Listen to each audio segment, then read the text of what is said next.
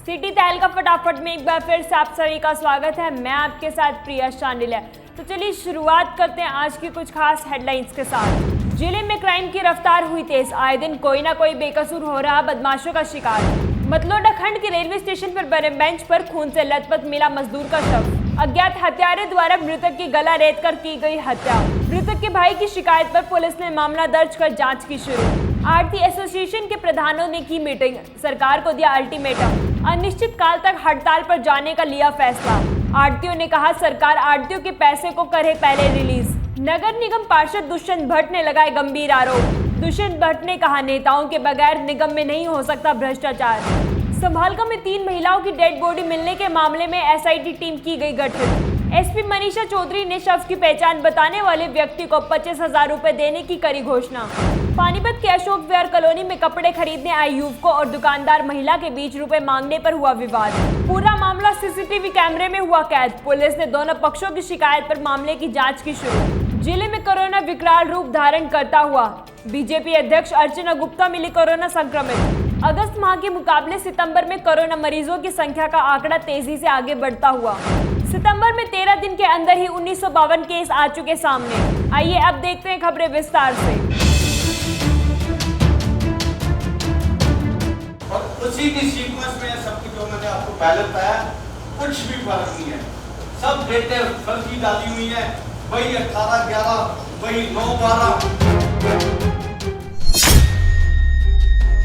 अपनी ही पार्टी के शहरी विधायक प्रमोद विज के खिलाफ बागी तेवर अपनाकर पानीपत की मेयर अवनीत कौर ने सीधे सीधे शहरी विधायक प्रमोद विज से टकराव लेने का मूड बना लिया है। गौरतलब है कि अवनीत कौर ने नगर निगम के अफसरों को चिट्ठी लिखकर यह ताकीद किया है कि भविष्य में कोई भी सरकारी कागज बिना आरटीआई के किसी बाहरी व्यक्ति को न दिए जाए। जाहिर है मेयर की इस चिट्ठी से शहर में राजनीतिक बवाल मचना लाजमी है, क्योंकि इससे यह संदेश जाता प्रतीत होता है कि मेयर को इस बात का ऐतराज़ था कि सरकारी कागजात शहरी विधायक के कार्यालय में क्यों पहुंचाए जा रहे हैं। मेयर अवनीत कौर के ऐतराज़ को हाल ही में नगर निगम की बैठक में विधायक प्रमोद विज द्वारा भ्रष्टाचार के परखच्चे उड़ाने को देखा जा रहा है। जाहिर है कि मेयर की यह चिट्ठी मेयर विरोधियों को इस शंका की पुष्टि करती प्रतीत हो रही है कि मेयर अवनीत कौर कहीं न कहीं भ्रष्टाचार करने वाले लोगों की पीठ थपथपा रही है। गौरतलब है कि यह आरोप भी लगाए जाते रहे थे कि मेयर अवनीत कौर दरअसल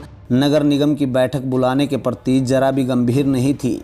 जाहिर है कड़ी मशक्कत के बाद भाजपा पार्षद नगर निगम हाउस की बैठक आहूत करने में सफल सिद्ध हुए थे, और जैसा कि अपेक्षित भी था कि शहरी विधायक प्रमोद विज ने भ्रष्टाचार के एक से बढ़कर एक विस्फोट कर सदन को भौचक्का कर दिया था कि किस प्रकार से बैकडेट में हस्ताक्षर करके अधूरे नाले को पूरा होता दिखाकर अधिकारियों ने लगभग 62 करोड़ रुपए की पेमेंट ठेकेदारों को जारी कर मोटी कमीशन बनाने का खेल खेला था। ये है करप्शन का लेवल आपके निगम के अंदर, जो निगम 21 दिन में 50 लाख का टेंडर लगा देता है, काम पूरा कर देता है। ये बहुत दुखदायी घटना है। और ये एक नहीं है, इसका जो टेंडर कंट्रैक्टर है कोई आदर्श बकोली कोऑपरेटिव है, उससे सिर्फ ये काम नहीं है, 20 दिन में सिर्फ ये काम नहीं हुआ उससे। अगला टेंडर मैं आपको दिखाता हूँ। नेक्स्ट टेंडर, ये भी इसी का कंट्रैक्टर का सेम कंट्रैक्टर, सेम डेट 18-11 को रिलीज होता है, 9-12 को कंप्लीट हो गया। अलग टेंडर अलग जगह है, वार्ड नंबर 24, ठेकेदार सेम है। ये काम भी इसने 21 दिन में कर दिया। और उसी की सीक्वेंस में सब कुछ जो मैंने आपको पहले बताया, कुछ भी फर्क नहीं है। सब डेटे फर्जी डाली हुई है, वही 18-11, वही 9-12, वही पुटिया जी शायद 20-21 इसमें भी 20-21 के है। और उसके बाद एससी साहब ने साइन है जो 17 दिन को यहाँ से 4 लेके जा चुके थे। और इसके बाद थर्ड पार्टी के कमेंट्स भी हैं और पार्षद के कमेंट्स भी हैं। उसके बाद जो पेमेंट फुल एंड फाइनल है, इस पे भी फर्स्ट एंड फाइनल पेमेंट, क्योंकि एससी ने साइन करने थे और गलती उससे होगी, उसने ध्यान नहीं दिया कि पुटिया जी ने डेट क्या डाली हुई है, नहीं तो ये पकड़ में भी नहीं आती बात। यह दावा करते हुए प्रमोद विज ने हाउस में उन डॉक्यूमेंट को भी सदन के पटल पर लहराया था जिसके जरिए इस बात की पुष्टि होती है कि ठेकेदारों को बैकडेट में पेमेंट कर भ्रष्टाचार किया गया था। यही नहीं, शहरी विधायक ने काले कारनामे करने वाले अफसरों के खिलाफ मुकदमा दर्ज कराने तक की भी मांग की थी, जिसका वहां मौजूद तमाम पार्षदों ने समर्थन भी किया था। इस संदर्भ में नगर निगम की जनता इंतजार कर रही थी कि कब मेयर भ्रष्टाचार करने वालों के खिलाफ मुकदमा दर्ज करने के लिए पुलिस को चिट्ठी लिखेगी। लेकिन हैरान करते हुए मेयर अवनीत कौर ने चिट्ठी तो लिखी, लेकिन यह चिट्ठी भविष्य में कोई भी कागज बिना आरटीआई के बाहर न जाएं, इस बात को लेकर लिखी गई। अवनीत कौर की इस चिट्ठी की सूचना नगर निगम में फैलते ही न केवल अवनीत कौर बल्कि उनके पिता भूपेंद्र सिंह भी कटघरे में खड़े हो जाते हैं, क्योंकि नगर निगम की जनता का मानना है कि अवनीत कौर वही करती है जो उनके पिता भूपेंद्र सिंह उन्हें निर्देश देते हैं। अभी तक के अनुभव से यह स्पष्ट होता है कि दरअसल भूपेंद्र सिंह भी रिमोट के जरिए मेयर की कुर्सी को संचालित करते हैं। जाहिर है, नगर निगम के भ्रष्टाचार पर किलेबंदी करने का प्रमोद विज का प्रयास और आगे सरकता जा रहा है, क्योंकि स्पष्ट तौर पर अब भाजपा दो खेमों में बंट चुकी है। एक खेमा वह है जो भ्रष्टाचार की लड़ाई में विधायक प्रमोद विज के साथ खड़ा है, तो दूसरा खेमा वह जो भूपेंद्र सिंह व उनकी बेटी अवनीत कौर के साथ विधायक के खिलाफ खड़ा होता नजर आ रहा है। देखना यह दिलचस्प होगा कि इस खेमेबंदी में नगर की जनता किसके साथ खड़ी होगी। उधर अवनीत कौर के इन तेवरों को हक बकाए भाजपा पार्षद उस व्यवस्था से भी नाराज हैं जिसके तहत मेयर को हटाने में पार्षद अपनी कोई भूमिका निभा नहीं सकते। बहरहाल इस सारे काले चिट्ठे को शीघ्र ही मुख्यमंत्री मनोहर लाल व शहरी विकास मंत्री अनिल विज के संज्ञान में लाए जाने की तैयारी की जा रही है। उधर देखने की बात यह भी होगी कि अब तक अवनीत कौर की चिट्ठियों को नज़रअंदाज करते निगम अफसर मेयर व विधायक की जंग में अपना कौन सा किरदार अदा करेंगे। ब्यूरो रिपोर्ट, सिटी तहलका। महिलाओं की डेड बॉडी मिलने के मामले में एसआईटी टीम गठित कर एसपी ने जानकारी देने वाले पर 25,000 की करी घोषणा। दरअसल मामला संभालका ब्लॉक का है, जहां एक सप्ताह के अंदर 3 महिलाओं के शव मिले, लेकिन उनमें से अभी तक किसी की भी शिनाख्त नहीं हो पाई है, जिसके चलते पानीपत एसपी मनीषा चौधरी ने यह घोषणा की कि शव की पहचान बताने वाले व्यक्ति को 25,000 रुपए का इनाम दिया जाएगा। जिसकी जानकारी देते हुए संभालका चौकी इंचार्ज राजकुमार ने बताया कि मामले की जांच को लेकर एसआईटी टीम गठित कर दी गई है। बीते दिनों संभालका शमशान घाट के पीछे नाले में अज्ञात महिला का अर्धनग्न शव मिला था और पोस्टमार्टम रिपोर्ट में पता चला कि इस महिला की हत्या की गई है। मृतक महिला की शिनाख्त अभी तक नहीं हो पाई है, जिसके बाद एसपी मनीषा चौधरी ने यह घोषणा करवाई कि इस मामले में जो भी व्यक्ति पुलिस को हत्या करने वाले की सूचना देगा, पुलिस की ओर से उसे 25,000 रुपए का इनाम दिया जाएगा और उस व्यक्ति का नाम भी गुप्त रखा जाएगा।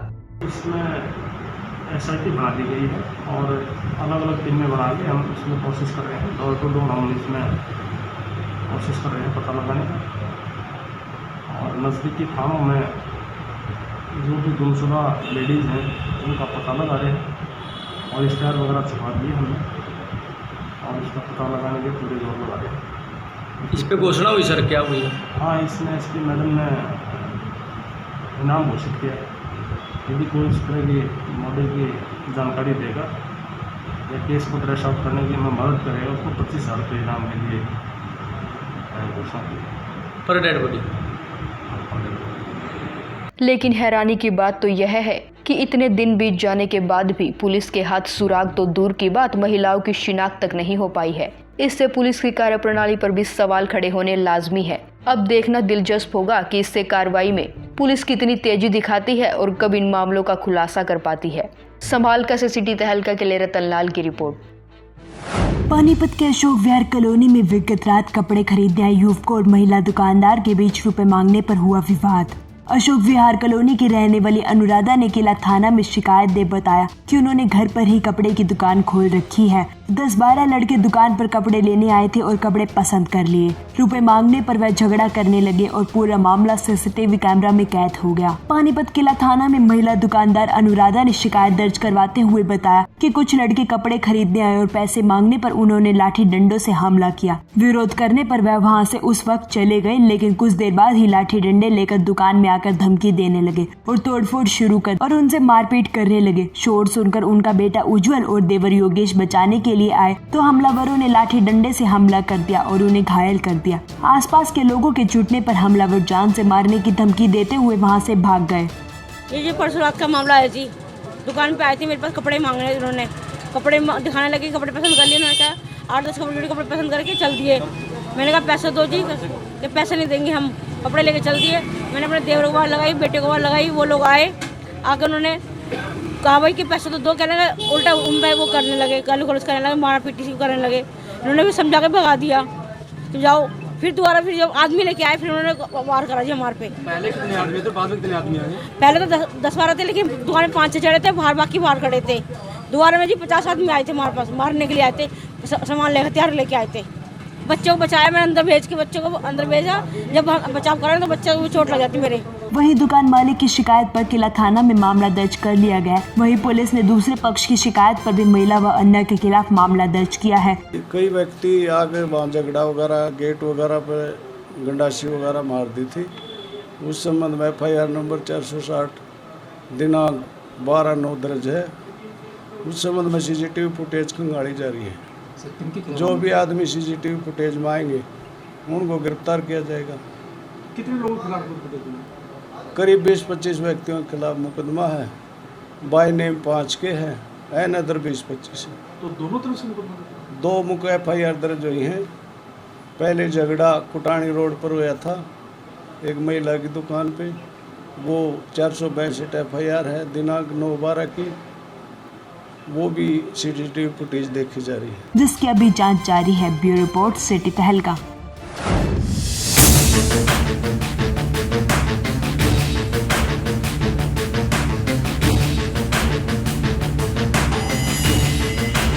पानीपत जिले में हर दिन कभी महिला तो कभी किसी पुरुष का शव मिलने से पुलिस और जनता सख्ते में है।